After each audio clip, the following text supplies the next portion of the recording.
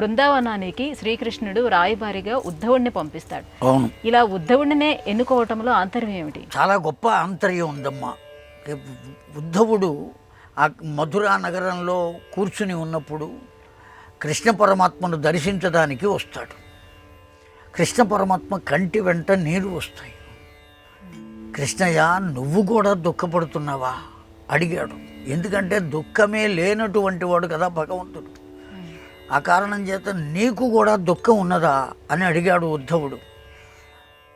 దుఃఖం వస్తున్నదయ్యా. ఎందువల్ల?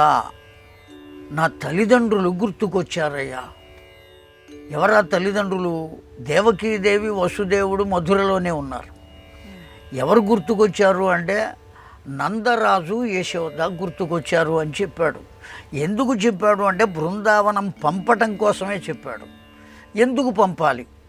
వాస్తవానికి కృష్ణ పరమాత్మకు ఆ యశోదమ్మ, నందరాజు గుర్తుకొస్తే అక్కడికి క్షణంలో వెళ్ళిపోయి వాళ్ళను దర్శించి మళ్ళీ రాగలడు. అంతేకాదు ఇక్కడే ఉండి అక్కడ ఉన్నటువంటి తల్లిదండ్రులను దర్శించగలడు. అంత శక్తి కలిగినటువంటి వాడు. కానీ అలా చెయ్యలా. నువ్వు వెళ్ళి రమ్మని చెప్పాడు. దీంట్లో ఉన్న ఆంతర్యం ఏమి అంటే బృందావనంలో గోపికలు ఉన్నారు. గోపికలు పరమ భక్తులు, కానీ వాళ్లకు జ్ఞానము లేదు. జ్ఞానం వేరు, భక్తి వేరు. భక్తి ఉన్నది, పరిపూర్ణమైనటువంటి భక్తి ఉన్నది భగవంతుని యందు, కానీ జ్ఞాన పరిపూర్ణత లేదు.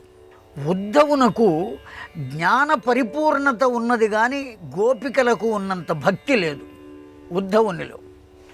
ఈ ఉద్ధవుని గనక బృందావనం పంపినట్లయితే తన వద్ద నుంచి ఉద్ధవుడు వచ్చాడు అన్న సంగతి తెలుసుకుని గోపికలంతా అతని వద్దకు వస్తారు.